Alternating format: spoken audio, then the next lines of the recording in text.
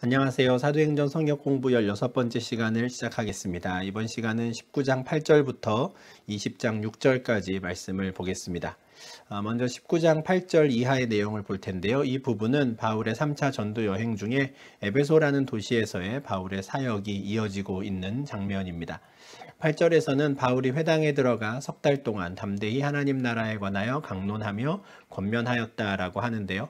어디에 가든지 바울이 지속적으로 보여주는 사역의 방법이지요. 그곳에 있는 유대인들의 회당에 들어가 율법을 가지고 예수가 그리스도인 것을 증거하는 일을 합니다. 앞서 2차 전도 여행을 고린도에서 마무리하면서 그는 수리아 지역으로 안디옥 교회로 돌아가기 전에 잠시 에베소에 들렸었던 적이 있었습니다. 원래 2차 전도 여행 중에도 갈라디아 지역의 사역을 마치고 그는 곧장 아시아 이 에베소 지역으로 오고 싶었는데 그땐 성령이 막으셨었죠. 그렇지만 2차 전도 여행을 끝내고 돌아가는 길에라도 그는 잠깐 에베소를 들렸고요. 그때 그가 회당에 들어가서 유대인들을 만나서 변론을 이미 한 적이 있었습니다. 근데 다른 도시의 유대인들과는 달리 이 에베소의 유대인들은 조금 호의적이었던 것 같습니다. 그래서 비록 그와 변론을 했을지언정 그를 적대시하지 않았고요. 오히려 바울이 더 오래 자신들과 함께 머물면서 새로운 말씀을 또 전해주기를 바란 사람들이 많이 있었습니다. 그런 경험과 또 기억이 있다 보니 이제 3차 전도 여행 중에 에베소를 찾은 바울은 좀 오랜 시간 동안 석 달 동안이나 더 담대히 그 말씀을 강론하는 일을 한 것이죠. 특별히 8절에서는 바울이 전한 그 복음의 내용을 하나님 나라라는 표현으로 설명합니다. 굉장히 특별한 표현인데요. 사도행전 1장 3절에서 예수님께서 부활하신 이후에 이 땅에 40일 동안 계시면서 제자들에게 보이시고 또 제자들에게 하나님 나라의 일을 말씀하셨다라는 설명이 있었습니다. 예수님께서 제자들에게 남기신 그 모든 가르침을 하나님 나라의 일이라는 표현으로 이제 표현을 한 것인데 바울이 에베소의 회당에서도 증거한 것이 바로 그것이었습니다. 자기의 생각을 전한 것도 아니고요. 어디서 들은 또 다른 이야기를 전한 것이 아니라 바로 예수님께서 제자들, 사도들에게 가르치셨던 바로 그 하나님 나라의 일을 또한 그대로 회당에서 증거한 것이죠. 근데 석 달 동안 그가 매주 안식일마다 회당에 들어가서 이렇게 증거를 하니 그것을 잘 받아들인 사람들이 있었지만 또 반면에 어떤 사람들은 마음이 굳어서 순종하지 않고 무리 앞에서 이 도를 비방하는 자들이 있었습니다. 이들이 마음이 굳었다라는 것은 매주 자신들에게 들리는 그 복음을 듣고서도 그들의 마음이 녹아내리지 않았고 계속해서 완악한 마음으로 예수가 그리스도인 것을 인정하지 않았다라는 것인데요. 에스겔 36장 26절을 보면 하나님께서 에스겔 선지자를 통해서 성령께서 이 땅에 오시면 하실 일들, 또 예수 그리스도께서 완성하실 하나님 나라의 상황을 이렇게 묘사한 바 있습니다. 그날이 되면 너희 육신에서 내가 굳은 마음을 제거하고 부드러운 마음을 줄 것이다 라고 하셨는데 이 귀한 복음, 성령의 사역이 시작되었음에도 불구하고 여전히 하나님 앞에 완악하게 마음을 먹고 마음이 굳은 자들, 이들은 하나님께서 택하여 구원하는 하나님의 백성들이 아닌 것이죠. 하나님께서 그 마음을 그냥 그 굳어진 채로 그냥 버려두시는 겁니다. 물론 이들의 끝까지 마음이 굳어지도록 하나님이 억지로 그들을 조종하신 것이 아닙니다.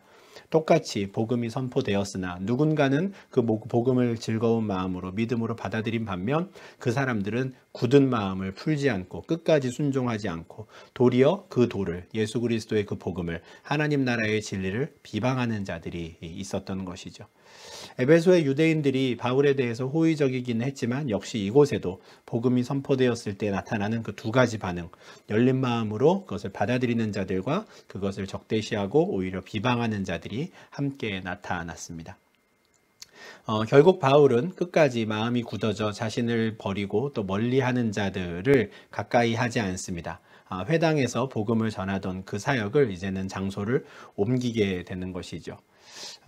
앞서 그가 다른 지역들에서 복음을 전할 때에도 회당에서 복음을 전하는 자신을 탐탁치 않게 여기는 자들을 만나면 그는 언제든 다른 곳으로 장소를 옮긴 적이 있었습니다.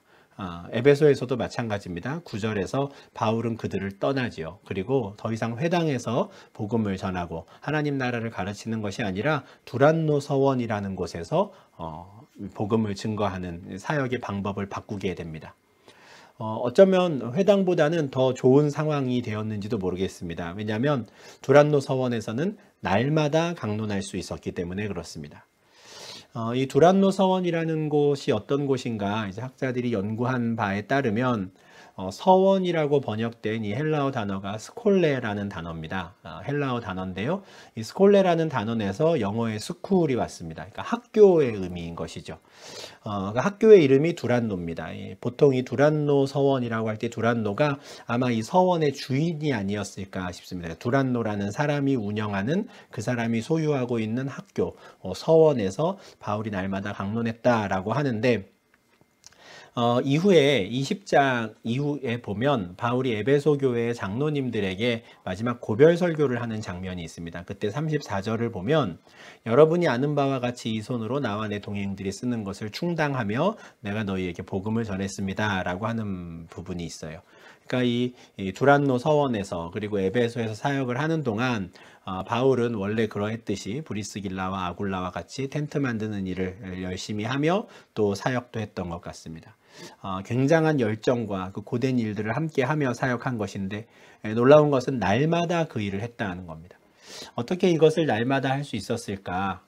또 학자들이 연구한 내용을 조금 참고해서 설명을 드리면 그 당시 에베소 이 지중해 연안의 문화가 가장 더운 시간, 정오쯤, 오전 11시경부터 오후 한 4시 또는 정오, 낮 12시부터 오후 4시까지는 사람들이 일을 하지 않았다라고 합니다. 그리고 학교에서도 그 시간은 수업을 하지 않고 그냥 텅 비어있는 시간이라는 거예요. 그래서 아마도 바울이 이 두란노라는 사람이 가지고 있는 그 서원을 빌려서 사람들이 일을 하지 않는 오후 시간에 그곳에서 날마다 복음을 강론했던 것이 아닌가 추정합니다. 그리고 오전이나 그리고 날이 서늘해진 이제 저녁 시간에는 그가 텐트 만드는 일을 한다든지 또 다른 일을 하며 자기의 생활비를 벌고 또 그렇게 오후가 되면 두란노 서원에서 자신을 찾아오는 사람들에게 복음을 전하는 이런 식의 사역을 매일 했던 것이 아닌가 생각합니다. 굉장히 열정적인 사역을 날마다 한 것인데요.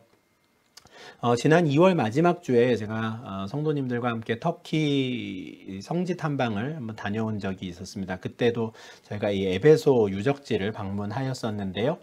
이 에베소 유적지는 지금의 이즈미르, 원래 성경에는 서머나라고 되어 있는 그 이즈미르의 남쪽으로 1시간 정도 내려온 지역에 있습니다. 그곳이 이제 고대 에베소인데 그 당시 고대 에베소 유적지를 발굴하는 현장이었습니다.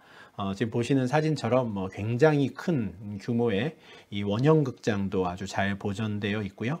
그리고 여러 신전들이 세워졌던 터, 그리고 고대 에베소 지역에 있었던 여러 웅장한 건물들을 흔적들을 좀 확인할 수 있는 유적지를 저희가 갔었는데 그 중에 저 맨 아래쪽에 보였던 이 건물, 이것이 에베소에 있던 도서관으로 추정되는 건물입니다.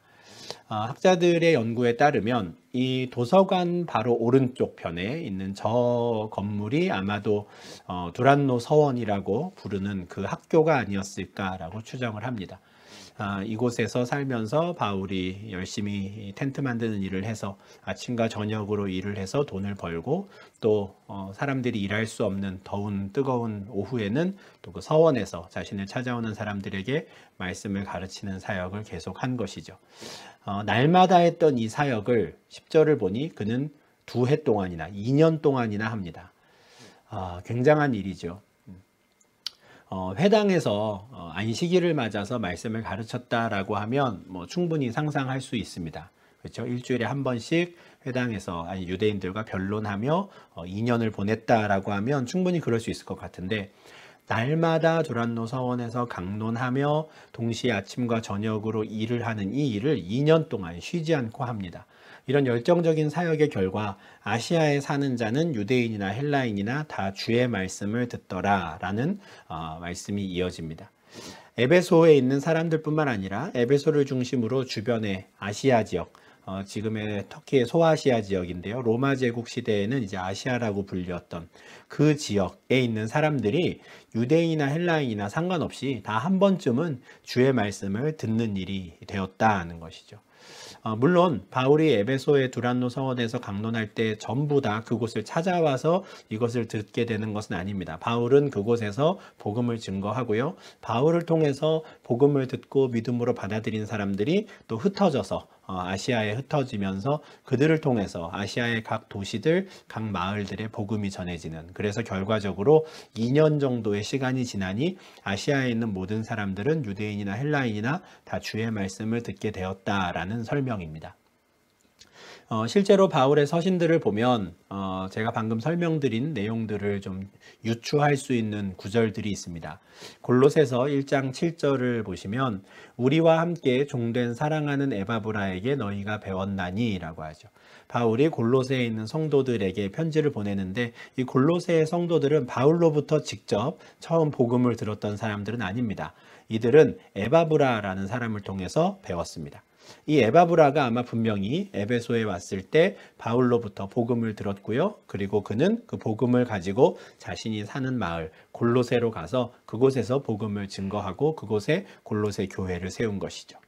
그런데 골로새서 4장 13절을 보면 그가입니다. 에바브라가 너희와 라오디게아에 있는 자들과 히에라볼리에 있는 자들을 위하여 많이 수고하는 것을 내가 증언하노라, 이렇게 말하는 내용이 있습니다. 사실 바울은 이 라오디게아와 히에라볼리에 있는 사람들은 또 직접 만나보지 못한 사람들입니다. 그렇지만 에바브라를 통해서 골로새에 있는 성도들뿐 아니라 그 인근에 있는 라오디게아, 히에라볼리에 있는 그곳에 있는 성도들에 대한 소식도 들었고요. 그들 또한 바로 이 에바브라를 통해서 복음을 듣고 그곳에도 교회가 세워지는 일이 벌어지는 것이죠. 골로새 교회는 골로새서로 유명하고요. 라오디게아 교회는 잘 아시는 대로 요한계시록 3장에 나오는 바로 그 교회, 라오디게아 교회가 바로 이 교회입니다. 에바브라라는 사람이 골로새와 라오디게아, 히에라볼리 이를 이렇게 오가며 복음을 증거하고 그곳에 있는 성도들을 돌본 것인데 과연 그것이 가능했을까? 말씀드린 대로 앞서 2월 마지막 주에 다녀왔던 그 터키 성지 순례를 통해서 제가 좀 확인할 수 있어서 개인적으로 참 좋은 시간이었는데요. 지금 터키의 이 서남쪽 지역입니다. 구글 지도에서 보실 수 있는데 앞서 말씀드린 대로 저 이즈미르라는 과거의 서머나에서 남쪽으로 1시간 정도 내려오면 지금은 셀축이라고 되어 있는 저 지역, 저곳이 바로 에베소입니다. 저 에베소에서 이제 동쪽으로 쭉 이동을 하면 저 데니질리 그리고 밑에 호나즈라고 되어 있는 부분이 아마 보이실 겁니다. 바로 호나즈가 바로 지금의 이 성경에서 보는 골로새라는 이 도시가 있었던 곳인데요. 이 골로새에 살던 에바브라가 에베소까지 왔고요. 에베소에서 복음을 듣고 다시 골로새로 가서 복음을 전하게 됩니다. 에베소에서부터 골로새까지는 한 180km, 200km 정도 떨어져 있는 거리인데 다 아시아에 속한 도시입니다. 그리고 골로새에서 이제 복음을 전했던 이 에바브라는 골로새로부터 한 20km 떨어져 있는 이 라오디게아로 가서 그곳에도 복음을 전했고요. 또 라오디게아에서 북쪽으로 한 12km 정도 떨어져 있는 히에라볼리로 가서 또 복음을 전하게 됩니다. 이렇게 골로새, 라오디게아, 히에라볼리 이렇게 세 곳을 다니며 에바브라가 사역을 했던 것이죠. 제가 다녀왔던 지역은 라오디게아입니다. 앞서 에베소의 유적지도 보여드렸던 것처럼 라오디게아에도 이 고대 유적지들이 이렇게 남아 있는데요. 지금 보여드리는 이 길은 이제 이 길을 따라서 쭉 걸어가게 되면 말씀드린 에베소를 향해서 가는 길입니다. 그래서 골로새에서 이 길을 지나서 에베소까지 한 180km 떨어져 있는 그곳까지 다니는 그 당시 아주 중요한 무역로였던 길입니다. 그런데 이 라오디게아에서 이제 이 동쪽 지역을 바라보면 저 높은 호나즈 산이 보입니다. 이게 에게해 주변에서는 가장 높은 산이라고 하는데요. 약 해발 한 2,500m 정도 되는 산인데 제일 위에는 지금 보이시는 대로 저렇게 눈이 이렇게 쌓여 있습니다. 저기서부터 이제 물이 흘러 내려오는 것이죠. 저 산 아래가 이제 골로새인데요. 그러니까 눈에 보이는 아주 가까운 마을입니다. 골로새에는 저 산에서부터 내려오는 찬물이 이제 흘러 내려오는 것이죠. 그런데 이 라오디게아에서 또 북쪽을 향해서 바라보면 파무칼레라고 아주 유명한 관광지죠. 그곳이 바로 히에라볼리인데요. 저 파무칼레 사진의 중간에 보이는 저 하얀 부분입니다. 저곳에서는 또 35도, 36도 정도 되는 뜨거운 온천수가 나오는 곳인데, 그 온천수 안에 이제 석회질이 많이 함유되어 있어서 그것이 지표면에 따라 흐르면서 그게 이제 하얗게 지역을 만든 아주 특별한 지역이라서 관광지가 된 것이죠. 파묵칼레인데 성경 지명은 저곳이 바로 히에라볼리입니다. 저기서는 뜨거운 물이 흘러내려오고요. 앞서 보여드린 호나즈 산에서는 이제 차가운 눈에 녹은 물이 내려와서 이 라오디게아 정도쯤에 이르르면 이 물이 섞이면서 아주 미지근한 물이 됩니다. 아주 차갑거나 뜨겁지도 않고 미지근한 물을 너희가 마시면 그것을 입에서 뱉어내지 않느냐라고 요한계시록 3장에서 예수님께서 라오디게아 교회를 향해서 책망하시는데, 너희가 차지도 않고 뜨겁지도 않아서 너희가 그렇게 하듯이 내가 너희를 입에서 뱉어낼 수밖에 없다라고 책망의 말씀을 전하는데, 그 내용은 이처럼 온천수와 또 저 설산이 녹은 물이 만나는 지역이 바로 라오디게아이기 때문에 그런 책망의 말씀을 그렇게 비유적으로 하시게 된 것이죠. 제가 지금 이 사진을 보여드린 이유는 이처럼 골로새, 또 라오디게아, 히에라볼리처럼 인근에 있는 도시들은 에베소에서 바울을 통해 복음을 들은 에바브라와 같은 여러 무명의 사역자들이 또 곳곳을 다니며 복음을 전하고 그곳에 교회를 세우는 사역을 할 수 있었다라는 것을 좀 보여드리고 싶었기 때문입니다. 이런 사역들을 통해서 에베소에서 바울이 2년간 사역을 잘 한 결과 이제는 아시아 지역에 있는 모든 사람들이 유대인이나 헬라인이나 다 복음을 한 번씩은 듣게 되는 일을 하게 되는 것이죠. 근데 바울에 대한 명성이 굉장히 이제 커지게 되었고요. 또 바울은 아마 분명히 유명한 사람이 되었을 겁니다. 근데 11절과 12절에는 굉장히 재미있는 기록이 있습니다. 하나님이 바울의 손으로 놀라운 능력을 행하게 하셨는데, 심지어 사람들이 바울의 몸에서 손수건이나 앞치마를 가져다가 병든 사람에게 얹으면 그 병이 떠나고 악귀도 나가는 일이 있었다라는 겁니다. 무슨 바울이 어떤 손수건이나 앞치마, 이 앞치마는 아마도 텐트 만드는 일을 할 때 그가 썼던 앞치마일 텐데, 이처럼 땀을 닦을 때 썼던 손수건이나 일할 때 입었던 앞치마를 심지어 가져다가 병든 사람에게 얹으면 병이 떠났다라고 하는, 그의 물건을 사람들이 부적처럼 쓸 정도로 바울이 굉장히 왕성한 활동을 했다라는데, 우리가 이 말씀을 읽을 때 주의할 점이 있습니다. 이 사도행전 19장 11절과 12절은 이런 놀라운 능력이 철저히 하나님께로부터 나온 것이다 라고 이야기합니다. 하나님이 바울을 통해서 이런 능력을 보여주시는 것이죠. 그렇기 때문에 하나님의 능력이 대단하다는 것을 우리는 알아야 합니다. 하나님께서는 굳이 바울을 직접 쓰지 않으셔도, 심지어 바울의 손수건이나 앞치마만을 가지고도 하나님은 얼마든지 능력을 보여주실 수 있었다라는 것이죠. 다만 이것을 받아들인 사람들이 바울을 어떤 신적인 존재, 영웅으로 오해할 수는 있었겠지만, 누가는 이 사도행전 19장 11절과 12절의 기록에서 분명히 이 능력은 바울이 아니라 하나님께로부터 온 것이다 라는 것을 분명히 보여줍니다. 또한 바울이 이렇게 사역을 했던 것은 앞서 5장 15절에서 베드로가 했던 사역과 굉장히 유사한 것을 보여줍니다. 5장 15절에 보면 심지어 병든 사람을 메고 거리에 나가 침대와 요 위에 누이고 베드로가 지날 때 혹 그의 그림자라도 누구에게 덮일까 바랬다는 말씀이 있거든요. 베드로의 그림자라도 덮이면 거기에 누워있던 병자가 낫게 되고 일어나게 되었다는 것이죠. 이것은 역시 마찬가지로 하나님께서 베드로를 통해서 얼마나 큰 능력을 나타내셨는가를 보여주는데, 또한 우리는 사도행전의 이런 기록을 통해 바울이 베드로보다 어떤 열등한 사도라든지 뭔가 한 단계 낮은 사도가 아니라 정말 똑같이 하나님께서 사용하시고 쓰셨던 동등한 그 사도들이요, 또 주의 제자들이었다라는 것을 우리는 확인하게 됩니다.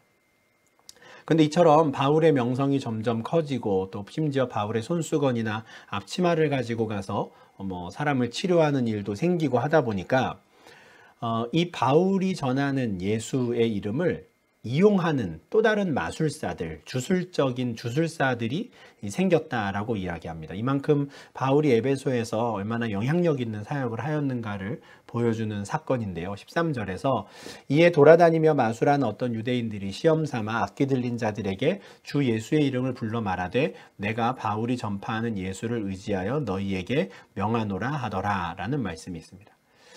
그 당시에 마술을 하는 유대인들이 있었습니다. 이들은 어떤 주술적인 의식들, 예식들을 통해서 귀신을 쫓아내는 축귀 사역을 하는 사람들인데, 그 사람들이 뭐라고 그 귀신을 쫓아내냐면 내가 바울이 전파하는 예수를 의지해서 명한다, 이렇게 말하는 사람들도 있었다는 거예요.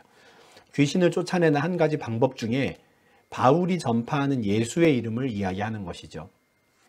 참 표현이 재미있는데요.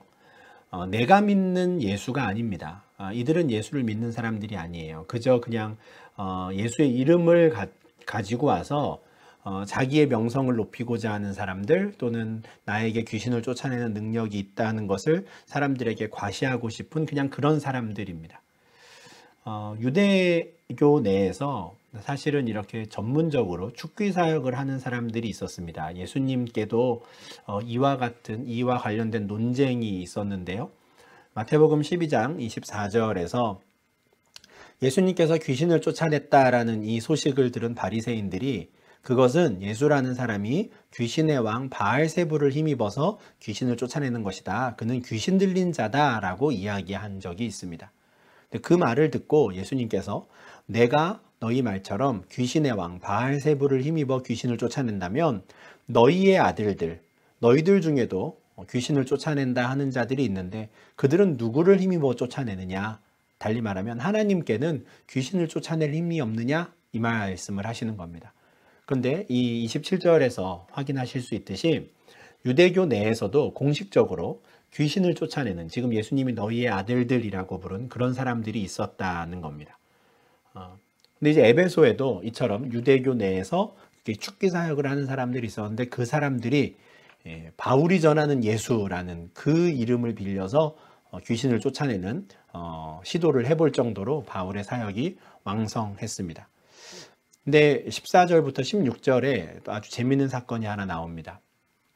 이처럼 바울이 전하는 예수라는 이 특이한 이름으로 이용해서 한번 귀신을 쫓아내 보려고 했던 사람들 중에 제사장 스게와의 7 아들들이 있었습니다. 어떤 학자들에 따르면 이 스게와라는 이름을 가진 제사장이 없었다. 그래서 이 표현 자체가 사실이 아니고 또 이 사람들이 아마 어쩌면 자칭 내가 우리 아버지는 제사장이다 라고 말하는 사람들이었을 것이다 라고 추정하는 사람들도 있는데요. 그럴 수도 있고요. 아니면 실제 유대의 제사장의 아들들일 수도 있습니다. 어쨌든 유대의 한 제사장 스게와의 7 아들이라는 표현은 이들이 공식적으로 그동안 축기 사역을 해왔던 공인된 사람들이다 라는 뉘앙스를 줍니다. 그런데 이 사람들이 바울이 전하는 예수라는 그 이름으로 한번 귀신을 쫓아내 보려고 했던 거예요. 그런데 그 말을 들은 어떤 사람 속에 들어가 있던 귀신이, 악귀가 이렇게 대답합니다. 내가 예수도 알고 바울도 아는데 너희는 누구냐 하는 것이죠. 저는 참 재미있는 표현인데 예수도 안다는 겁니다. 놀라운 일이죠. 귀신도 예수가 하나님인 줄 알고 떠들죠. 근데 이 귀신이 바울도 압니다. 바울이 참된 하나님의 사도인 것을, 예수 그리스도의 제자인 것을 안다는 거죠. 그런데 너희는 누구냐 하는 겁니다. 너희는 예수의 사람도 아니고 바울이 전파하는 예수라는 이름을 그 빙자해서 나를 나가라 하는 너희는 누구냐 하면서 오히려 악귀 들린 사람이 그들을 덮칩니다. 그리고 그 혼자 7 사람을 꼼짝 못하게 눌러버리죠. 오히려 귀신에게 제압을 당해버리는 상황이 됩니다. 그들이 상하여 벗은 몸으로 도망치는 아주 큰 망신을 당하게 되는데요. 이 소문이 금세 또 퍼지게 됩니다. 이 소식을 듣고 에베소에 사는 유대인과 헬라인들이 두려워하죠. 정말 귀신도 예수를 알더라, 귀신도 바울을 알더라, 이것을 알고 두려워했을 수도 있겠지만 실제로 이처럼 어떤 영적 세계 속에서 이 싸움이 있구나라는 것을 확인한 것으로 이들은 또 두려워했는지도 모르겠습니다. 그런데 이어지는 17절 말씀을 보면 이 소식이 그들에게 단지 두려움만 준 것은 아니었습니다. 오히려 이 일을 통해 그들은 주 예수의 이름을 높이게 됩니다. 정말 예수 이름에 권세가 있구나, 바울이 전파하는 예수에게 그 힘이 있구나라는 것을 오히려 확인시켜준 상황이 되었고요. 더 많은 믿는 자들이 생기고 그들이 와서 자복하고 예수를 구주로 영접하게 되는 믿음을 갖는 일이 벌어지는 것이죠. 복음의 능력, 복음이 선포되는 그 자리에는 이처럼 두려움과 또 주님을 높이는 찬양이 동시에 나타나게 됩니다. 복음이 선포될 때 그것을 받아들이는 자들과 또 마음이 굳어져서 끝까지 그것을 거부하는 두 가지 반응이 있듯이 믿지 않는 자들에게도 이것을 두려움으로 받아들이는 자들과 동시에 오히려 그 두려움을 이겨내고 더 예수께 나아와 믿음을 갖게 되는 자들이 생기는 것이죠. 초대교회가 예루살렘에서 처음 세워졌을 때에도 우리는 이 장면을 보았습니다. 사도들의 왕성한 사역과 또 복음 전파를 들은 사람들이 두려움을 느끼죠. 2장 43절 말씀이었습니다. 그런데 2장 47절을 보면 그 두려움을 느낀 그 사람들 가운데 하나님을 찬미하는 자들이 또 나오고요. 결국 이 예수 그리스도의 복음을 전하는 사람들은 모든 백성들로부터 칭송을 받는 일이 생깁니다. 바울의 사역이 그러했죠. 에베소에서 그가 복음을 증거하였을 때 심지어 바울이 입었던 앞치마 또 그의 손수건만으로도 사람들이 낫는 것을 보고 두려워하였고, 또 그 바울이 전하는 예수의 이름을 빙자하여서 또 귀신을 쫓으려던 사람들이 망신을 당하는 것을 보며 또 두려움을 느끼기도 했지만, 오히려 그것을 통해서 믿는 자들의 수가 늘어나는 은혜가 에베소에 있었던 것입니다. 가장 확실한 에베소가 이제 완전히 변화되기 시작했고, 에베소가 복음으로 이제는 뒤집어지기 시작했다라는 확실한 증거가 17절부터 19절에 또 기록되어 있습니다. 마술을 행하던 많은 사람이 그 책을 모아 가지고 와서 모든 사람 앞에서 불사르니 그 책값을 계산한 즉 은 5만이나 되더라 라는 말씀입니다.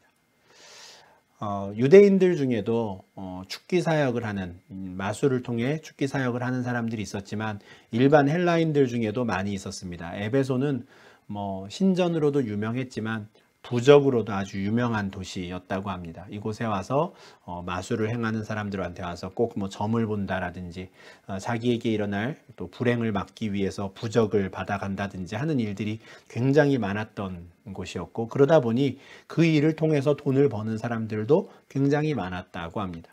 근데 그 사람들이 결국엔 예수 그리스도의 이름으로 귀신을 쫓아내고 참된 복음이 선포되니 그들 가운데 회심하는 자들이 생기고요.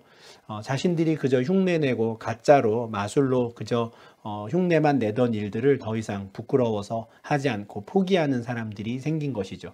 자신들이 부적을 써주기 위해서 참고했던 여러 책들, 또 마술에 관련된 책들을 다 가지고 와서 숨어서 한 것도 아닙니다. 모든 사람들이 보는 앞에서 그것을 불사릅니다. 우리가 예수의 권세 앞에 무너졌다라는 것을 선포하는 것이죠. 보여주는 것인데, 그렇게 쌓인 책들, 그렇게 불살른 책값을 계산하니 은 5만이다 라는 겁니다. 어마어마한 숫자죠. 이 5만 데나리온이라는 건데요. 1 데나리온이 하루 일당입니다. 그러니까 은 5만이다 라는 것은 1 데나리온을 하루 일당으로 보면 하루 일당을 5만 원이라고 친다면 한 25억 정도가 되는 것이고요. 하루 일당을 10만 원이라고 치면 50억이 되는 어마어마한 금액이죠. 그러니까 그 많은 책들의 가치가 한 번에 그냥 불살라져서 사라져 버리는 겁니다. 그만큼 에베소에서 바울이 사역하고 선포하였던 그 복음의 능력이 대단했다라는 것을 보여주는데, 이것은 누가복음 3장 8절에서 세례 요한이 자신을 향해서 나와서 세례를 받고자 했던 사람들을 향해서 너희는 회개에 합당한 열매를 맺어야 한다라고 외쳤던, 바로 그 회개에 합당한 열매가 에베소의 많은 사람들을 통해 맺어졌다라는 것을 확인시켜 주는 겁니다.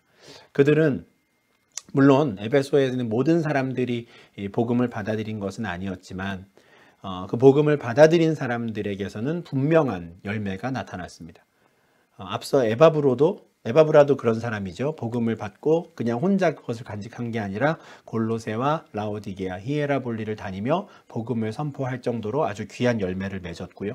에베소 내에서도 마술을 하던 사람들이 복음을 알고 복음을 받아들이고 자신이 그동안 돈벌이로 삼았던 그 많은 주술적인 것들을 이제는 다 포기하고 다 불살르고 모든 사람 앞에서 내가 이제는 예수께 속한 사람이 되었습니다라는 것을 드러낸 사람들이 있었던 것이죠. 이게 다 회개에 합당한 열매인 것입니다. 이런 일들이 두란노 서원에서 바울이 2년 동안 열심히 날마다 하나님 나라의 복음을 증거한 결과 맺어진 일들인데요. 20절은 이와 같은 에베소에서의 바울의 사역을 이렇게 정리합니다. 주의 말씀이 힘이 있어 흥왕하여 세력을 얻으니라 입니다. 주의 말씀에 힘이 있어서 비록 이 복음을 끝까지 받아들이지 않고 이 도를 비방하는 마음이 완악한 자들이 있었음에도 불구하고 이 말씀에 힘이 있고 말씀이 흥왕케 되어 결국 에베소에서 복음이 차지하는 큰 세력을 얻게 되었다는 것이죠. 이처럼 복음이 전파되는 것을 방해하는 자들이 있음에도 불구하고 주의 말씀이 흥왕케 되고 하나님 나라 복음이 계속해서 선포되어 갔다라는 것은 이미 앞서 여러 차례 누가를 통해서 우리가 확인한 바 있습니다. 6장 7절, 9장 31절부터 이제 마지막 28장 31절에 이르기까지 크게 6번에 걸쳐서 누가는 이 사도행전에서 정말 복음만이 힘이 있으며 흥왕케 되는 이 능력의 말씀이다라는 것을 끊임없이 기회가 있을 때마다 선포하고 확인시켜 줍니다. 앞서 석 달 동안 바울은 에베소의 회당에서 사역을 하였고 그곳에서 그 복음을 거부하는 자들이 많아지자 이제는 사역지를 두란노 서원으로 옮겨서 날마다 강론했다라고 하는데 2차 전도 여행 때에도 그는 에베소를 잠시 들렸었고요. 앞서 회당에서 3달 그리고 두란노 서원에서 만 2년 정도 이렇게 쭉 사역한 것들을 합치니 바울은 한 3년 정도 내가 에베소에서 사역을 하였다라고 생각한 것 같습니다. 사도행전 20장 31절에서 에베소의 장로님들께 고별 설교를 하는 중에 여러분이 일깨어 내가 3년이나 밤낮 쉬지 않고 눈물로 각 사람을 훈계하던 것을 기억해 주십시오 이렇게 이야기하거든요. 그러니까 내가 3년 정도 이 복음을 증거하며 에베소에 있었다라고 생각합니다. 고린도에서 1년 6개월 정도 머무른 것을 우리가 보았는데요. 에베소에서 바울은 가장 긴 시간을 보냈습니다.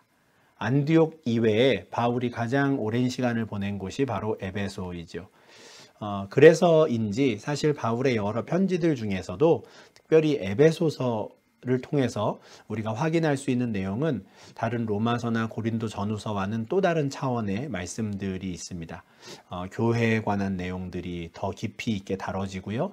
또 어떤 바울이 다른 교회에는 아직은 전하지 못했던 내용들도 에베소서에서는 많이 다루는 것들을 보는데 아무래도 3년 동안 그가 그곳에 머무르며 하나님 말씀을 전했기 때문에 에베소 지역의 성도들은 다른 지역 성도들보다는 좀 더 많은 또 깊이 있는 하나님 나라의 복음을 듣고 배울 수 있었던 것이 아닌가 싶습니다.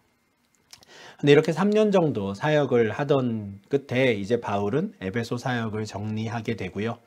19장 21절을 보면 그가 이제 앞으로 향후 어떤 사역의 계획을 세웠는가 하는 것을 확인하게 됩니다. 이 일이 있은 후에인 것은 아무래도 3년 정도의 모든 에베소의 사역을 마친 후에가 될 것입니다. 바울은 마게도냐와 아가야를 거쳐서 예루살렘에 가기로 작정합니다.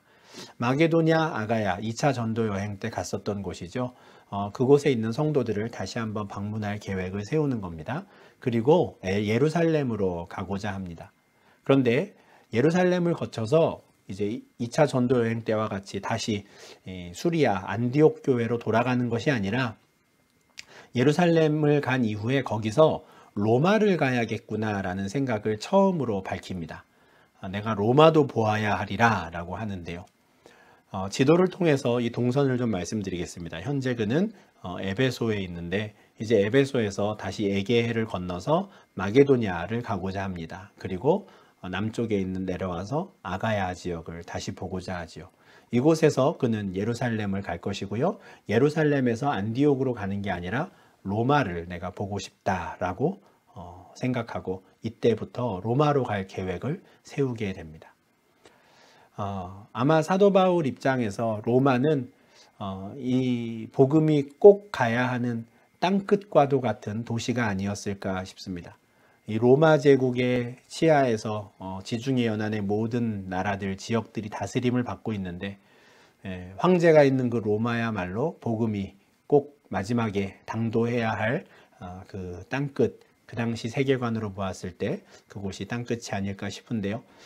그래서 저는 이 로마도 보아야 하리라라는 이것이 이제 앞서 1장 8절에서 예수님께서 제자들에게 오직 성령이 너희에게 임하시면 너희가 권능을 받고 예루살렘과 온 유대와 사마리아와 땅끝까지 이르러 내 증인이 되리라 라고 하셨던 이 말씀을 이제 이루시는 정말 구체적인 마지막 사역이 드러난 것이라고 봅니다. 땅끝까지 이르러 증인이 되어야 하는데 그 땅끝이 이제 로마인 것이죠. 바울이 이때 19장에서 로마도 보아야 하리라 라고 말하는데 실제로 사도행전 28장은 마지막 로마에 도착하여서 그곳에서 계속해서 하나님 나라 복음을 전하는 바울의 사역을 마지막으로 사도행전은 마무리가 됩니다.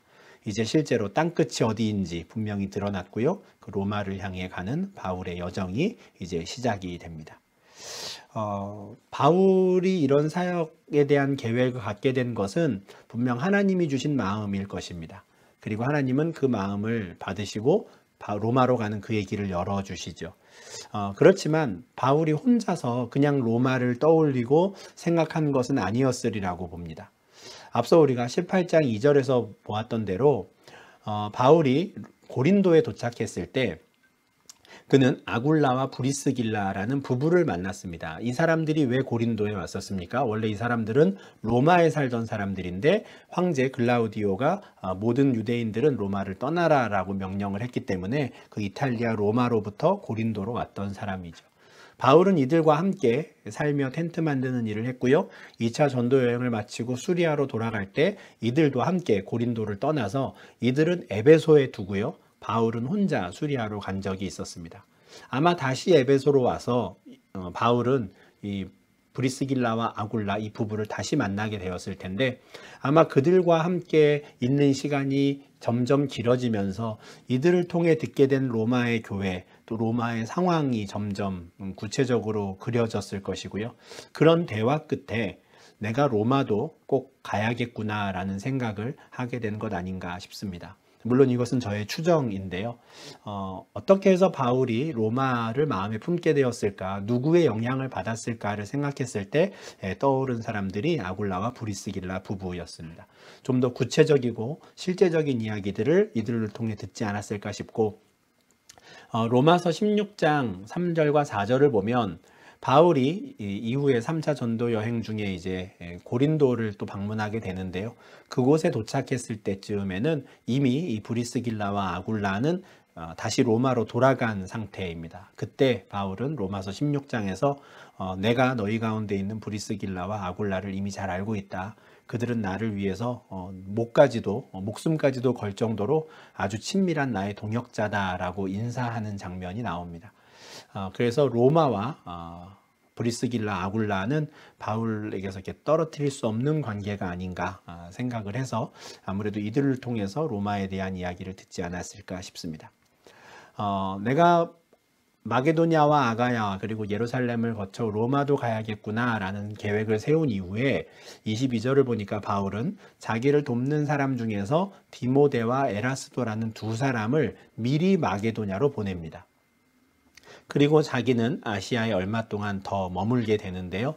왜 바울이 이 마게도냐와 아가야 그리고 로마로 가는 그 여정을 준비하기 위해서 디모데와 에라스도를 먼저 보냈을까? 이에 대해서는 바울의 고린도전서라는 이 편지를 통해서 우리가 그 이유를 좀 찾을 수 있습니다. 바울은 이 디모데와 에라스도를 마게도냐로 보내면서 이미 고린도에 보낼 편지를 써서 디모데의 손에 들려 보낸 것 같습니다. 고린도전서 16장 10절을 보면 디모데가 너희에게 이르거든 너희는 그를 잘 영접하라고 권면합니다. 부탁하는 것이죠. 이 디모데, 나의 편지를 갖고 나가는 이 청년은 나와 같이 주의 일을 힘쓰는 자이니 너희가 잘 영접해 주기를 바란다 라고 당부합니다. 그런데 고린도전서 16장 1절과 2절을 보면 바울이 이 디모데를 먼저 보낸 이유가 나옵니다. 헌금을 미리 준비하도록 하기 위한 건데요. 성도를 위하는 연보에 관하여는 내가 갈라디아 교회들에게 명한 것 같이 너희도 그렇게 하라. 매주 첫날에 너희 각 사람이 수입에 따라 모아두어서 내가 갈 때에 연보를 하지 않게 하라. 고린도 교회 성도들이 갈라디아 교회 성도들과 마찬가지로 매주 첫날 모였습니다. 바울이 아마 그렇게 가르쳤겠죠. 예수님께서 부활하신 그날을 기념하여서 더 이상 우리는 안식일에 모이지 않고 안식 후 첫날, 매주 첫날에 모여서 우리는 예배를 드린다. 그런데 그렇게 매주 첫날 모일 때 너희가 버는 수입에 따라서 헌금을 모아두어라. 그러면 내가 가서 너희가 모은 그 헌금을 가지고 내가 예루살렘에 전달하겠다. 구제헌금을 미리미리 모아두라고 그 말을 전하기 위해서 바울은 디모데를 먼저 마게도냐와 아가야로 보내게 됩니다.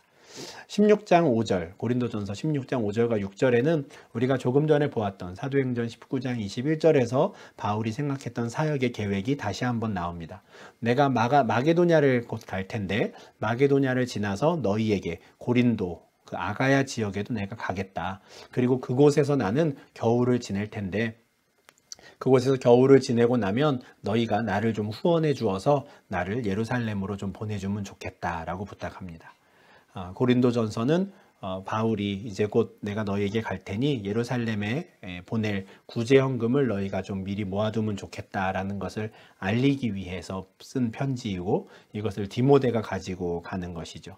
그리고 아울러서 바울은 고린도 성도들이 이후에 내가 예루살렘으로 갈 때에도 좀 여러 여행 경비라든가 여러 상황 속에 좀 도움을 주면 좋겠다라는 것을 당부하며 보낸 편지입니다.